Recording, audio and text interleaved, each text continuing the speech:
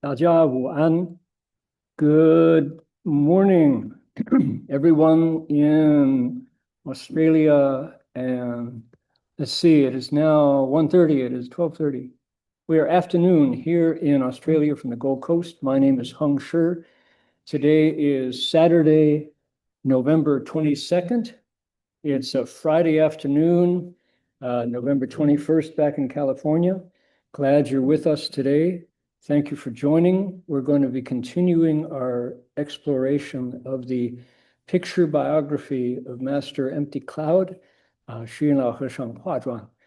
And I want to say that 如果各位想听一种流利的普通话翻译呢，那么你的软件就右下角有一个叫 Interpretation，你们看到了吗？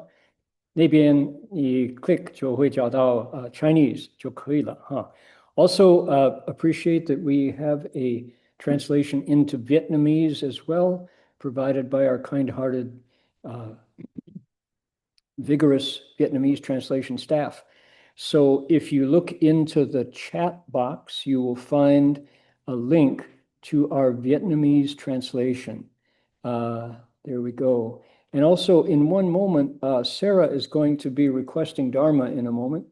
If you in the future would care to request Dharma, then there is a link in the chat box where you can send an email to our fearless corresponding secretary and general administrator, Chan Yu. She will be happy to set you up with the text. And if you'd like to request Dharma in one language instead of two, we can provide the other translation for you. So we want to give everybody a chance to create that most amazing merit and virtue of the Dharma request, which allows you in the future, because you have made it possible for people to understand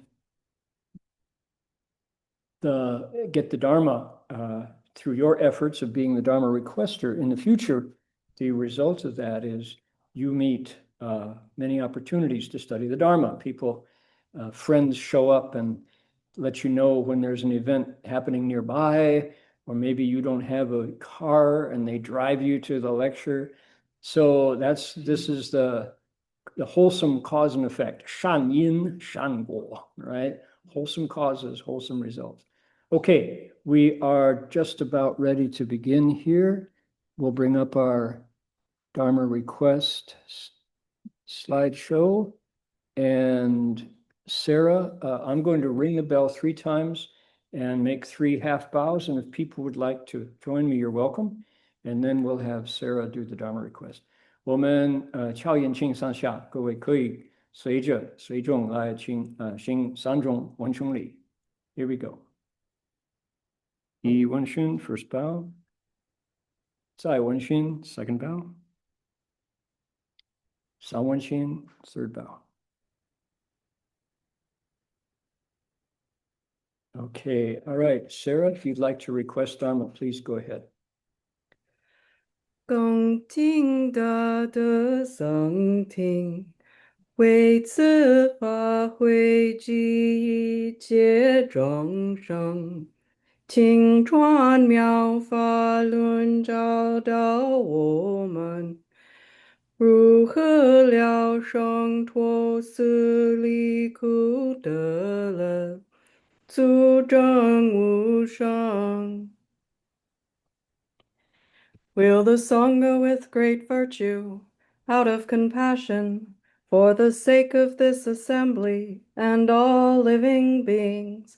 Please turn the wonderful Dharma wheel to teach us how to leave suffering and attain bliss, and end birth and death, and quickly realize non-birth. Namo tassa bhagavato arahato samma sambuddhassa. Namo tassa bhagavato arahato samma sambuddhassa. Homage to the blessed, noble, and perfectly enlightened one. Homage to the blessed, noble, and perfectly enlightened one. Namo Sadanto Suchedoye Olahari Samya Samputoshe. Namo Saranto Suchiroye Elahadi Samyao Samputoshe. 无上甚深微妙法，百千万劫难遭遇。我今见闻得受持，愿解如来真实义。Supreme and wondrous Dharma, subtle and profound, rarely is encountered even in billions of eons. But now we see and hear it and accept it reverently. May we truly understand the Buddha's actual meaning. All right, Sarah, thank you so much.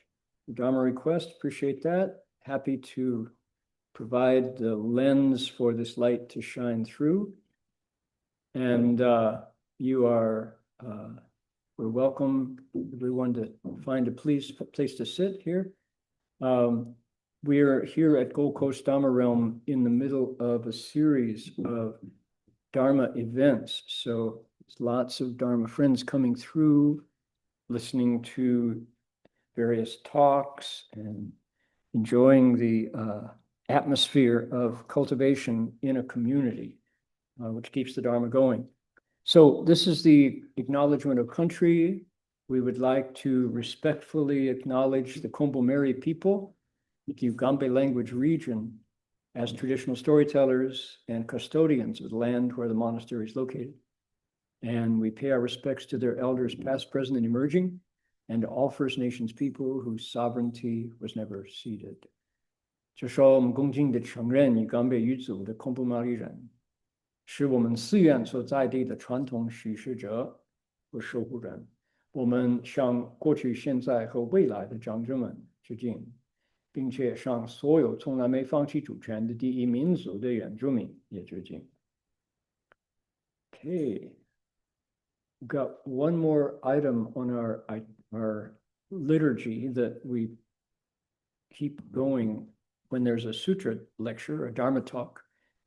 This is a connection to the way it's done throughout centuries in the past, but done for the modern minds, done in English with a new melody.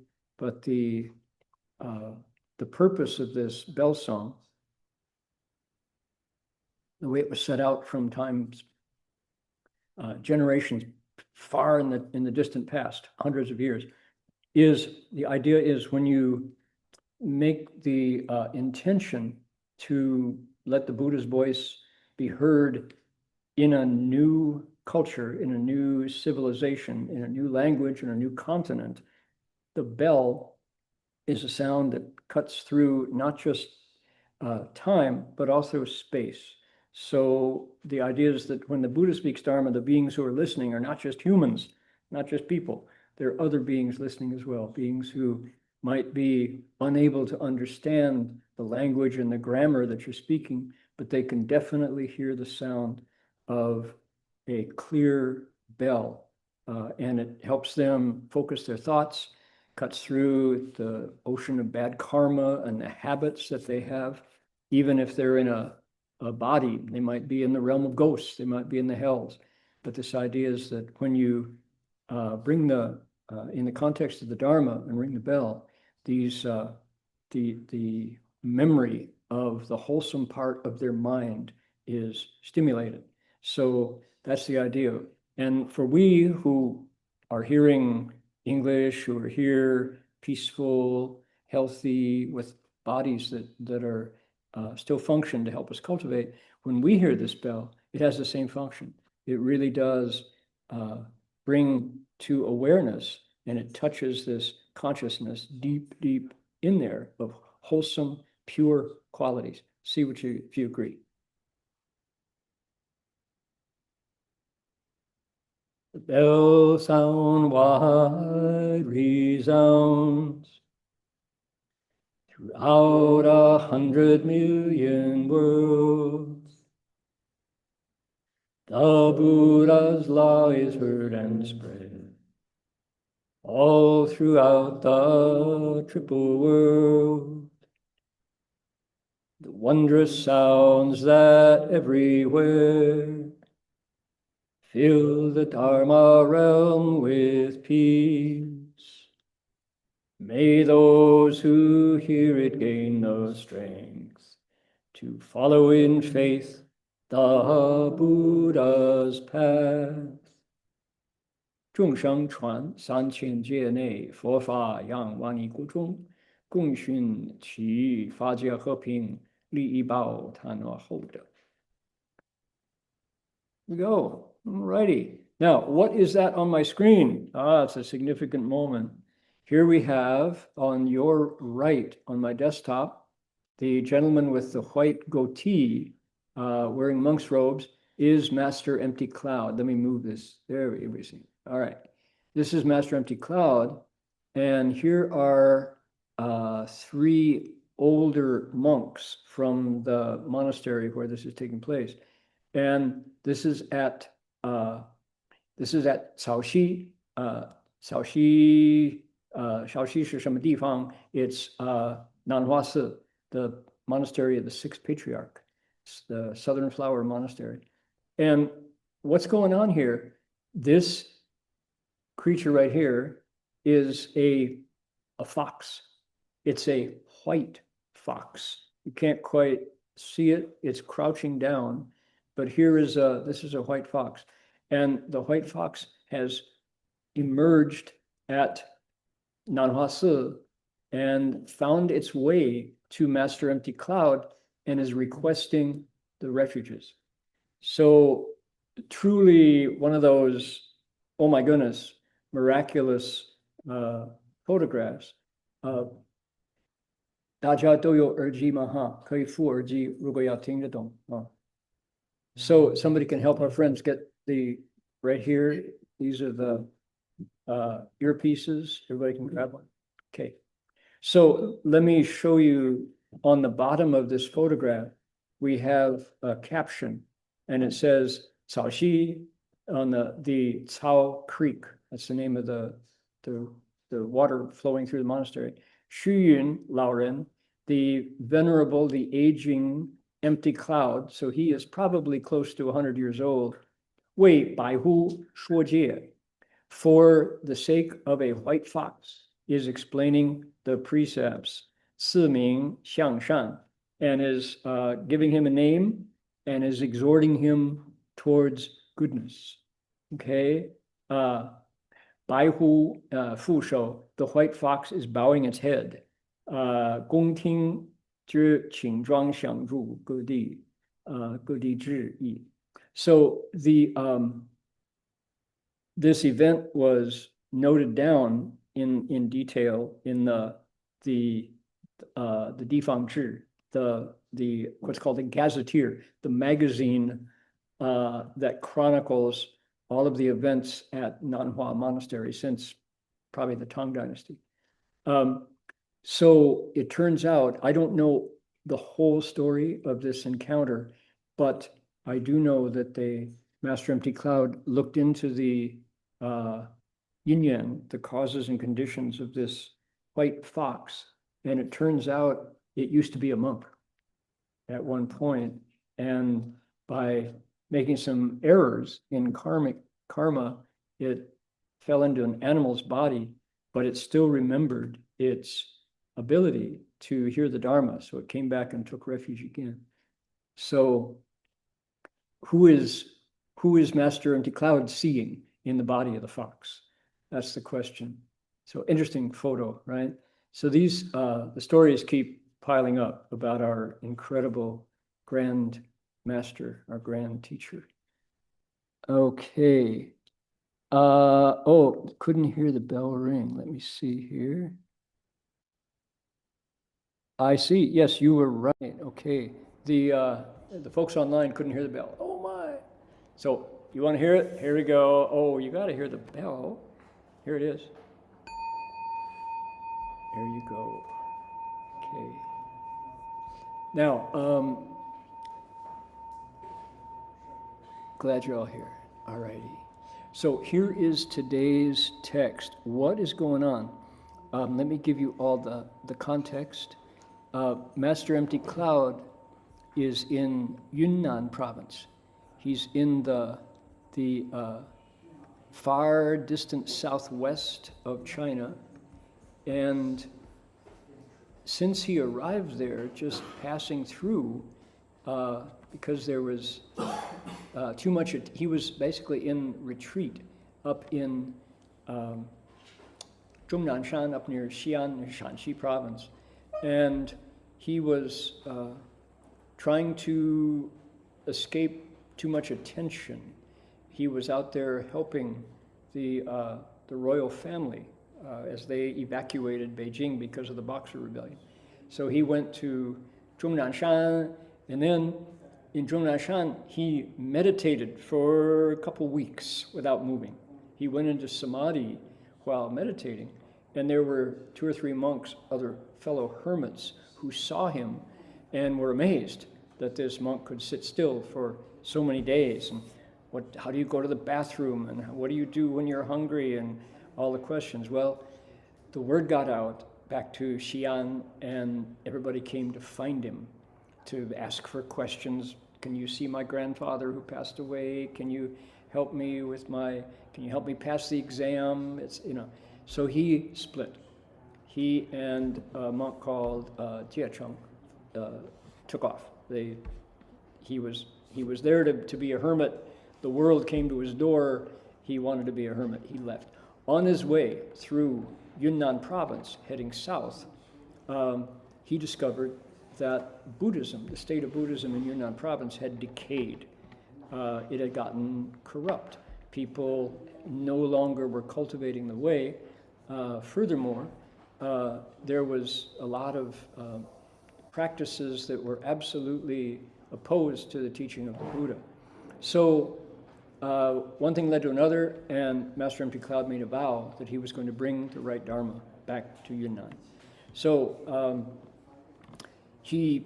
many things happened. He had to go back to Beijing.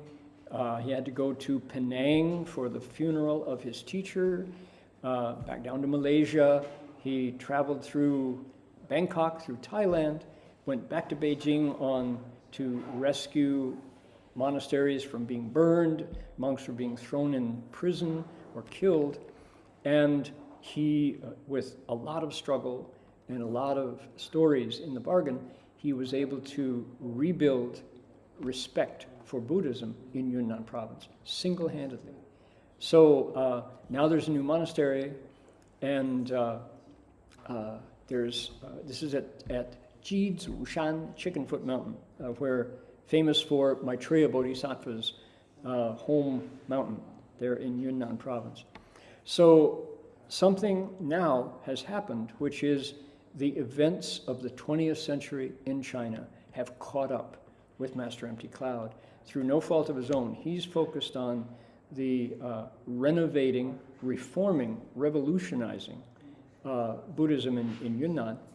And in Beijing, Henry Puyi, the last Qing emperor, has stepped down, has said the Qing dynasty is over.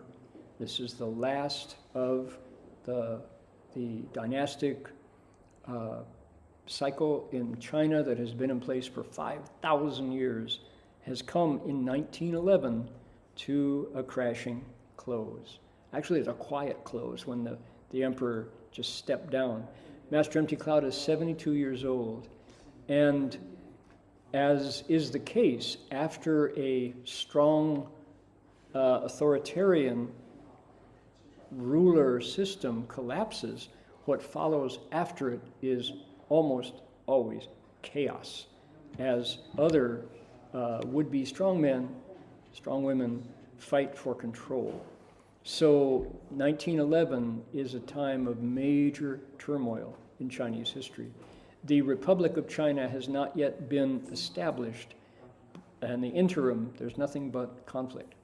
So here's our monk. He's out in Yunnan province, and a gentleman whose name is Li Genyuan is given the job of pacifying Yunnan province. And because Li Genyuan, this governor, has correctly identified Buddhism in Yunnan province as one of the problems in China, one of the things that is bringing China down is the corruption in Buddhism.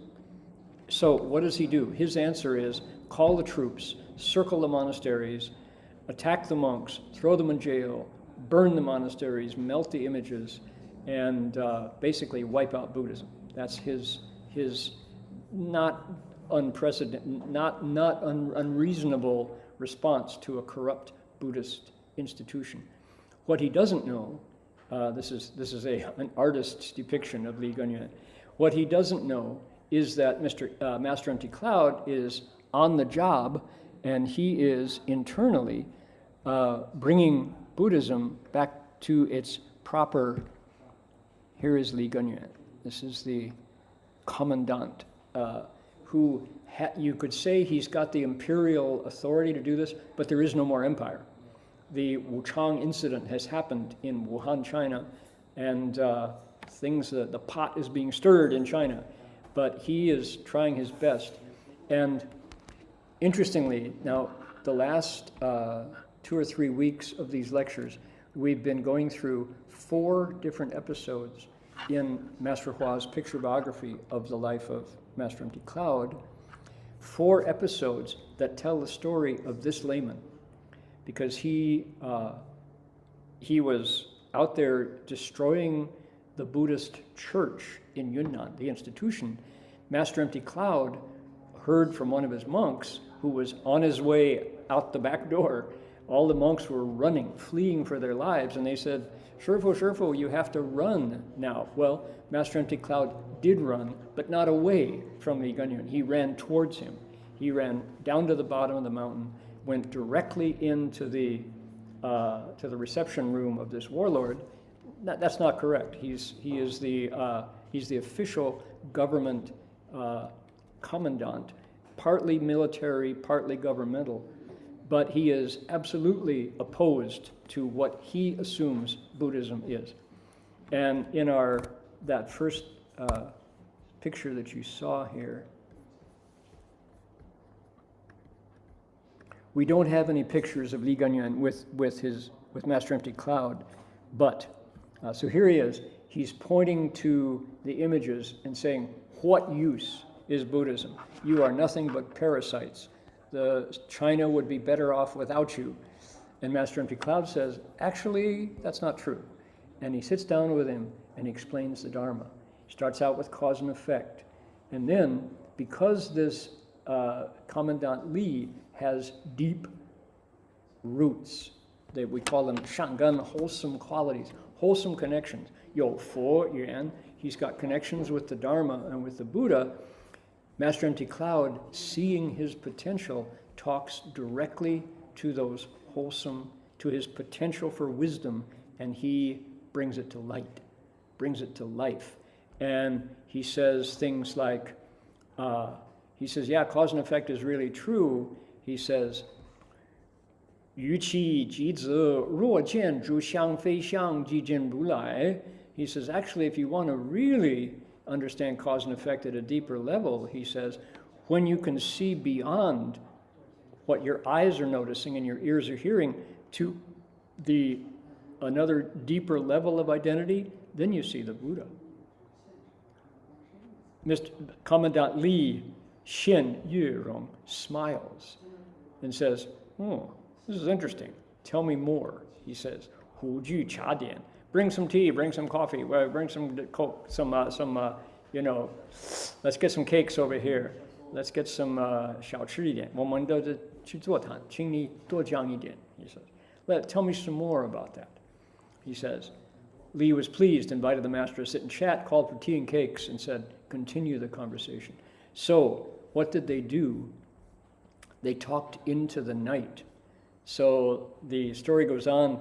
The conversation continued, lit a candle so they could just keep on talking. And at this point, Commandant Li stood up and made a bow, bowed to Master Empty Cloud. So in a single conversation, Master Empty Cloud completely woke up this commandant. He just brought his, potentials for wisdom to the surface. And Shifu has a verse here that we looked at last week. 佛法心海无不容，僧弘圣化用弥穷，协同灵教肃然立，敬礼立正又鞠躬。In the ocean-like nature of the Buddha Dharma, nothing is excluded. The Sangha propagates the sage's teaching. Their function is infinite. As the provincial commander heard the teaching, he stood in reverence and awe. He respectfully bowed, rose, and then bowed again. So, to say it in other words, here was the military governor who was able, with a snap of his fingers, to wipe out Buddhism. And he was in the process. Monks were being jailed. Monasteries were on fire. But Master Empty Cloud, at the right moment, with the complete transparency of his expression and the sincerity of his heart, said a few words and caught the spiritual imagination of the military governor, woke him up, and the result of their conversation was the general bowed to him, the commandant, and said, tell the troops to hold it. Wait, don't burn any more monasteries. So he called off the military persecution of the Buddhist institution in Yunnan province, just like that. So that brings us to, so last week, this was we finished this one. We'll start here, just read through it. We've explained it before, but you get the picture here. 流公晚斋并竹坛，有因果分明。说到业往交织，有业果因缘。说到世界相续，众生相续，言语长而离欲生。理是以文语皆公，是以容貌理公。足乃未然太喜悦，佛法广大如此。无以杀生毁事业重矣，奈何? The Commander Li invited the master to stay for dinner. He invited him to dinner. They lit candles, continued their discussion through the night. Their talk included topics like cause and effect, the intricate weaving of karma's net. They discussed karmic retribution, its causes and conditions, as well as the continuity of the world and living beings. The conversation was pleasant, the principles profound. Commander Li spoke warmly and courteously towards the master. His manner reflected great reverence. At one point, Li heaved a deep sigh and said, "Wow, the scope of the Dharma is vast. I have killed monks and ruined monasteries. My karma must be very heavy. What can I do?" So look, in this conversation, because of Master Empty Cloud's virtue, his wisdom, his ability to express Dharma, in that one meeting, the military commandant reflects on himself, understands cause and effect to the point where he says, uh-oh, what you said is true, I'm in trouble. So incredible turnaround. This is really what it means to 对机斗教, speak the Dharma to potentials. So Shifu's poem again says, 公云风气是使然，激励保护功德焉，理工大乐为一教，同生殊时上殿参. The master said, you followed the prevailing mores of the times. You did what everybody did back then. But if you devote your efforts to protect the Dharma from now on, your merit will be great. Commander Li was happy. He accepted the teachings, shared a vegetarian meal with the monks, and joined their ceremonies. Right? So amazing experience here. In that, how important is it to learn kindness and to speak with virtue? Think of the lives and the institutional rescue that Master Empty Cloud did, just with his personality. Okay, this catches us up today. This is the last episode in the encounter between Master Empty Cloud and Li Gunyuan. And this you have to think,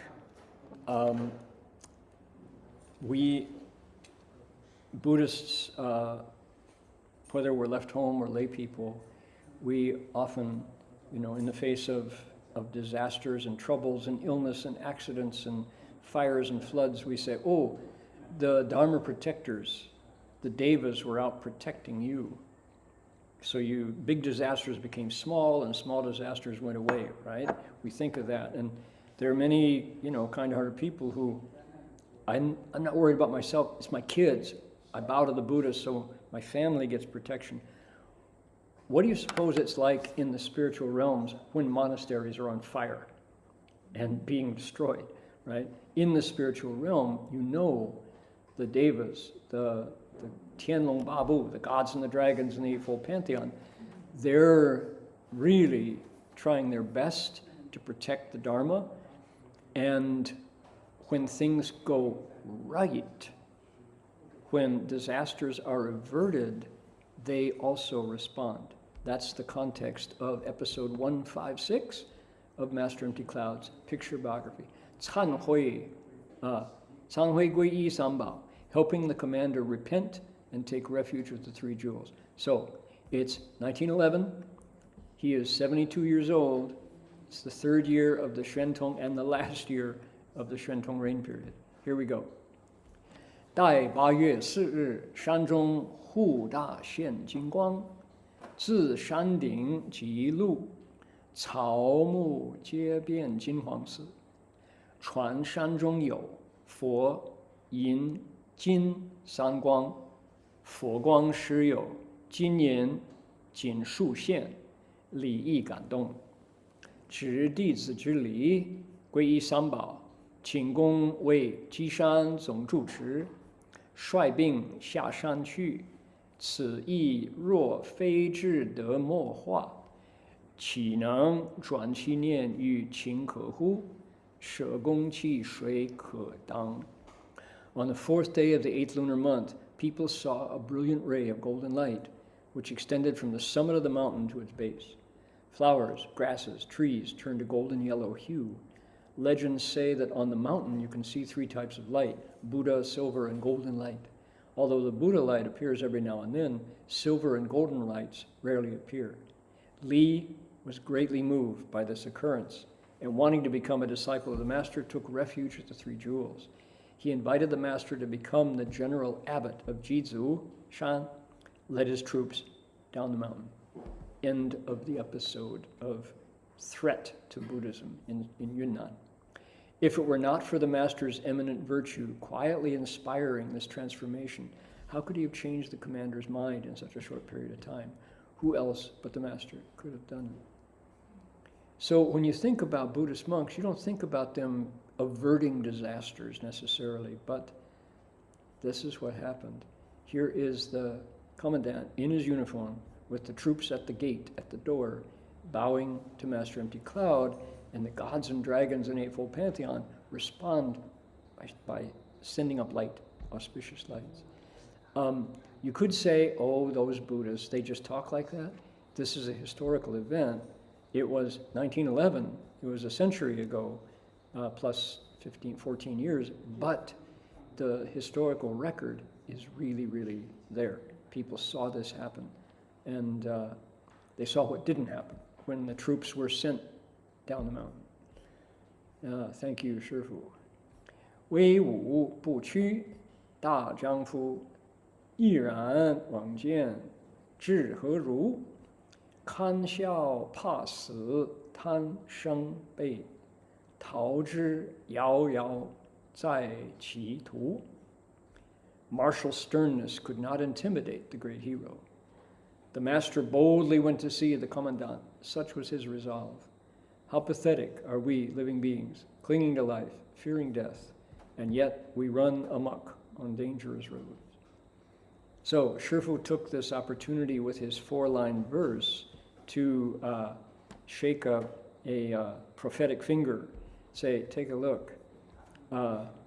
This is a skinny, vegetarian, vegetable-eating Buddhist monk who mostly sits still, rarely speaks, and yet he, in the face of the tough warlord, was unmoving. Just, no, cause and effect is really true. All I can do is point out the principle, but it's, you know what? It's stronger than your guns and cannons. So, because Li Gunyuan, the governor, was a rare individual who had this potential in his heart, so the Zhiyinzhe, they had deep affinities, so he heard it and he changed his mind. The master boldly went to see him fearlessly. Everybody, all the other monks were running for their lives. He said, no, I'm going to save the mountain. And then Shifu says, look at this. We living beings, we cling to life, we're afraid of death, and yet when it comes time to plant the causes that could lead us towards life and away from death, we don't know the difference and we just follow desires. How sad, he says. Okay, so that is the end of the episode about Li Gunyuan, except to say that in his researching his biography, in the biographies of the important people of the Republic of China, we discovered that when he was 50 years old, having been a witness to the ups and downs before the Republic was established, and then when the Communist Party was victorious, and the Kuomintang fled to Taiwan and all, he retired, came back to Sichuan, and then went to Guangdong. He stayed a Buddhist, and he was a very influential Buddhist the rest of his life. He is, in his biography, what they talk about is his incredible faith in the Dharma, and how we're going to find out later in the next episode that he busied himself supporting Sangha.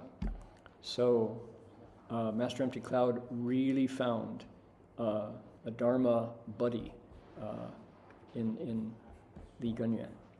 All right, now let's see here. We're going to shift our focus to, look at this person. Who is this? Anybody know? Any historians?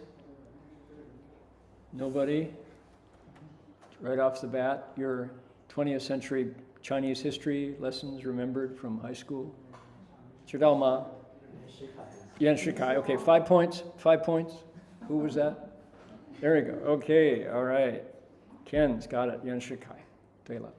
He is the second temporary president of the Republic of China. He's wearing his Manchu uniform, and we'll look at him in another pose. Here he is, surrounded by diplomats from all over the world. Here he is, look at him.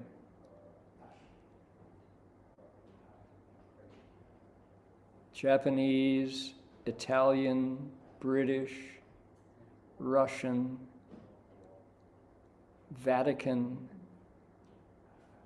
Japanese, German, right? And there he is with his mustache. He's got a great mustache. So, old school, and yet someone who was able to bring China into the 20th century. Look at his medals here. This is Yuan Shikai. Okay, now, I don't need to ask who this person is. San Mi Zhu Yi Wu Dang So Zong. Stand up, Qi Li. No, I'm kidding. So, this is who? Sun Yat-sen, Sun Zhongshan, Guo Fu, the father of the Republic. In China, he's called Guo Fu, the father of the nation. One of the rare individuals who is acclaimed both across both sides of the Taiwan Strait. In China, he is deeply revered. In Taiwan, He is deeply revered. So, why show these pictures? Because, check this one out. Who's the guy on the left? Ooh, right? Anybody recognize? Jiang Jieshi, Jiang Zongtong, right? Chiang Kai-shek. So, and Sun Yat-sen is, this is Generalissimo, Jiang Jieshi. So he's important people, historically speaking. And you have to understand the power of the Dharma, the power of a virtuous monk. You need to know who the players are. Okay, it is 智护 going to Shanghai, 成立佛教总会 going to Shanghai, establishing the Buddhist Association. It's still 1911, and our teacher is where? He is in Yunnan province. He's way in the far south. In America, it would be New Mexico. In Australia, it would be Perth. And he's wanted in Brisbane. So he's got to go to Shanghai. Here we go. 护佛会新章制略与诸方抵触电工网物极禅也开普常太虚人山地贤诸师写上妥山设佛教总会于均安寺南京务孙中山上改定会张弼复豫济禅至北京务袁世凯即公病于法源寺坐托功夫救智护开佛教总会成立会 Because of the new government regime, the Buddhist organizations in Shanghai met with struggles on all sides. Their leaders telegraphed the master, asking him to come. He met and discussed the situation with Dharma masters Jichan, Yekai, Puchang, Taishu, Renshan, and Dishan. These are all contemporaries of Master Hua. Shifu particularly respected Dishan and others. They agreed to establish a Buddhist association with headquarters at Jing'an-si in Shanghai. In Nanjing, the master conferred with Dr. Sun Yat-sen and discussed the revising of the association's bylaws. Later, he went to Beijing with Dharma Master Jichan and met with Yuan Shikai. Dharma Master Jichan became ill at Fayuan Si and died while sitting up. The master returned to Shanghai with Jichan's coffin. He convened the opening ceremonies for the Buddhist Association. Okay, oh my goodness. So, here's the photo. These are all the noble, the venerable, significant bhikshus of the early 20th century who have been called to Shanghai to create something that did not exist. 中国佛教协会 a Buddhist association for all of China, representing the monks and the institutions all over the country. And they know that if they want to think it through, if they want to create something that will last, they need wisdom. So who do they call? Master Empty Cloud. Call him from Yunnan. Please cross the country and come and meet with us. So they met at Jing'an-si. Jing'an-si has recently been remodeled. It's for people who are going to Shanghai to see a traditional monastery. You won't recognize it. I first visited in 1989, and it really had the flavor of a place. It's as if these noble monks had just left the meeting, you know. It hadn't changed much. Since then, it's been rebuilt and renovated under new ownership, new guidance. And it's still a historic site, but the buildings are much renovated.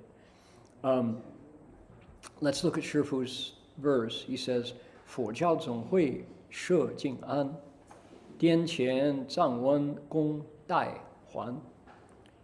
印泉、李公、韩介绍、蔡松坡等外护贤. Chinese Buddhist Association was established at Jing'an Monastery. The master brought the official documents from Yunnan, Guizhou, and Tibet. Li Yinquan, that's Li Genyuan, the commandant we just left, gave the master letters of introduction so that, the last line, telling General Cai Songpo and others to protect the worthy one. What's going on? So the important thing that's happening here is the monks want to protect Buddhism. To protect Buddhism in a time of chaos. China is exploding. It's the central government has no leadership. It's always been from the emperor straight down, and then the various provinces wait for Beijing to decide, and then they respond. Beijing isn't deciding. The emperor's gone.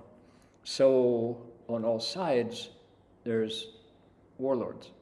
And what happens to Buddhist monasteries and all of the hundreds of thousands of people in robes? Nobody knows. It's up to the local situation. So the Buddhists know that this is a time when they have to organize. They have to get some clarity.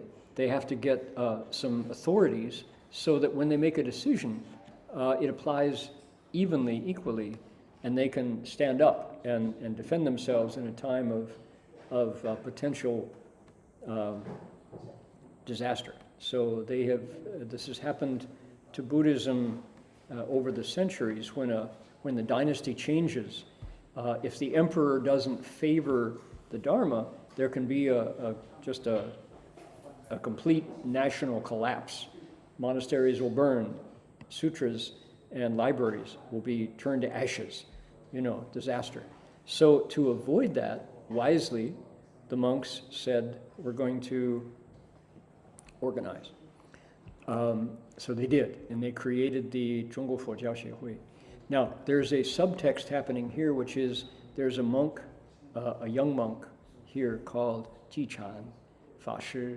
Let's see here.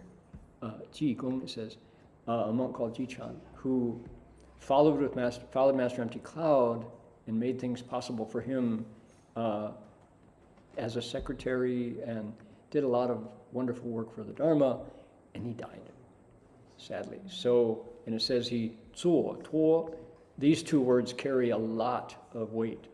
While sitting, zuo means in meditation, he liberated himself. He cast off his body and his essential spirit, his eighth consciousness, went to the Pure Land. So what these two characters imply is that he knew his end was coming and he had control. They say, Lai Ming Qu Bai. He knew where he came from and he was aware of where he was going. So his meditation was successful, and instead of dying in pain and suffering and bitterness and regret and, raging against the dying of the light, none of that. Instead, he was totally in control, said, time to go. I'm going to meditate my way out of here. So he did. So these two words are really significant in describing a monk who is successful in his cultivation of the way. So Master Empty Cloud, to honor this monk, traveled with his coffin back to Shanghai, where they're going to cremate him, and established the association.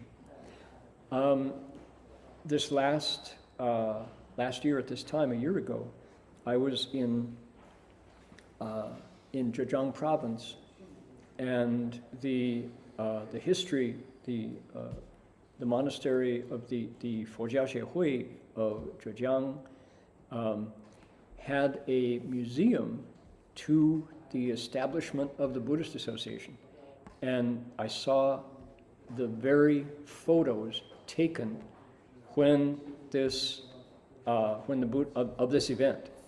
in Shanghai when Master Empty Cloud organized all the other monks. And what's fascinating is to see that there were Tibetan lamas there as well among the group. The initial community that created the Buddhist Association of China, photography came in at this time, and here we have the artist doing his line drawing of that event, but I actually saw the photos of the monks who were there, all these different, and next week I'll see if I can bring up these photos. Everyone is, this is the day of when photographs are made by 4.5-inch square negatives, where they said, okay, don't move, poof, the powder explodes and the photograph is taken. And, but you can see the historical event with your own eyes. The Buddhist Association of China has survived, and it made it through the revolution, it made it through the Japanese invasion, it made it through the Second World War, it made it through the arrival of the Communist Party, and it made it through the Cultural Revolution, on down. It made it through the China's revival of its period of power and wealth, which can also destroy the Dharma. And the Buddhist Association of China is currently located primarily in Beijing, but it has branches all over the country, and it is very successfully coordinating all of the activities of the Dharma nationwide. So it's really wonderful to see how the history of this institution that was started here is now continuing to create opportunities for young monks to study, to progress, to take over leadership. Buddhism in China right now is really flourishing. There's no doubt about it. It has made it successfully into the 21st century. And because of Master Xuanhua's friendship with the leadership of the Zhongguo Fojiao Xiehui, and their respect for Master Empty Cloud and his Dharma heirs, our teacher, Master Xuanhua, and the others of the other Dharma heirs of Master Empty Cloud. So our connection with the Zhongguo Fojiao Xiehui has been strong and ongoing. So this is to see the origin of it and what was involved, how Master Empty Cloud had to go back and forth across the country to keep Buddhism in Yunnan strong and healthy, and then nationwide. This is really quite a wonderful part of the story. Okay, what are we going to look at next week? Let me give you a preview. There's more to come in terms of the politics, but there's a fascinating interlude here that involves a myna bird, ba ge niao, a myna bird that can speak Chinese, right? Not only can it speak Chinese, it can recite the Buddha's name. And so we're going to hear about that encounter next week. Dramatic photos. So here on my desktop, we've got Master Empty Cloud speaking Dharma for a fox, a white fox. That will come up later on. But next week, we're going to hear about his teaching of a myna bird, how it was able to speak the Dharma. And the question comes back again, who is there inside that bird's body, right? We see a bird, in fact, that's the outer form. Inside is a living being who is currently wearing a bird's feathers. So here on the screen is one in fox fur. So the question, of course, we ask ourselves is, who's inside my skin right now? And where am I in my progress towards meeting with wholesome advisors? And then recognizing them when we meet them. And then suppose we were face to face with Master Empty Cloud. what questions would you ask? Would he answer you? By every account, mostly when people would come up and ask their questions, he would simply recite the Buddha's name. He rarely responded. Not because he was cold or uncaring, but amazingly enough, many people reported that they would say, 师父, 我怎么样? 我怎么办呢? 请师父慈悲开示, right? Be compassionate and give me instructions. Master Empty Cloud would, people would say, oh, I understand. That's the perfect answer. Of course, I should have thought of that myself. I know what to, oh, thank you so much. You are really compassionate. And they would bow. Truly, this happened. Master Hua had a disciple whose father had bowed in Shanghai to Master Empty Cloud and invited him into their home. She was a young girl sitting quietly on the staircase. She had been sent to bed while the elders talked, right? She snuck back down and saw this exchange happen with Master Empty Cloud, and he never said a word. But his father said, oh, the wisdom is just amazing. Why didn't I think of that, So what would you ask Master Empty Cloud? And another important question, he spoke with a strong Hunan accent. What if Master Empty Cloud responded to your question and you didn't understand what he said? Oh, I wonder about that. I have been in a situation where face-to-face with the current monks of the Buddhist Association of China, my Chinese is really limited. And if they speak with a Gansu accent or a Hunan accent, I'm like, yeah, so you wonder, reality strikes. But anyway, we have the stories from people who were there and who saw things happen. So look forward to next week. We can find out about face-to-face with a myna bird. The myna bird can actually recite the Buddha's name, right? Let's hope it's the case that face-to-face with a good and wise advisor, at least you understand his language. Sometimes it's silence.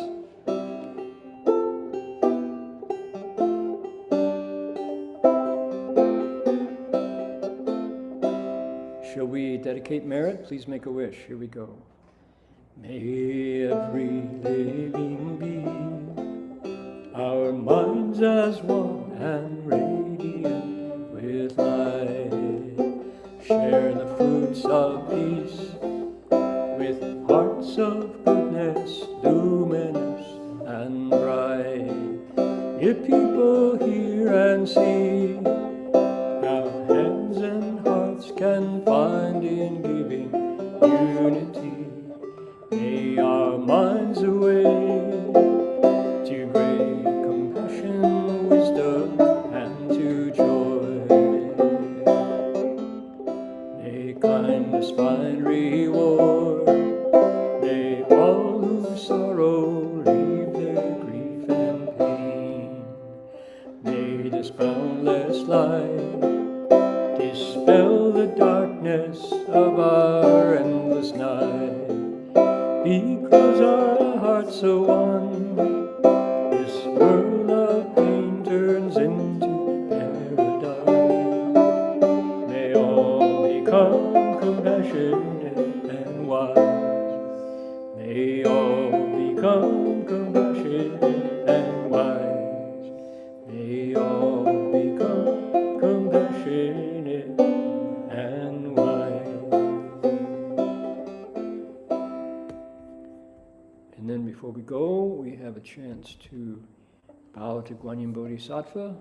Welcome to join me if you care to. There we go.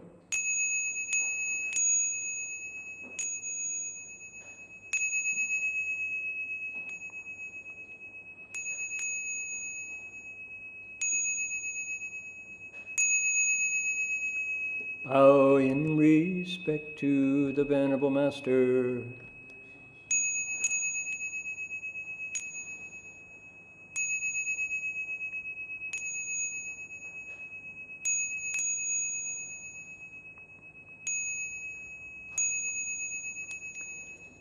Gratitude to the translators for making this lecture available to everyone. Gan Amitofo. See you all next week. Bye now.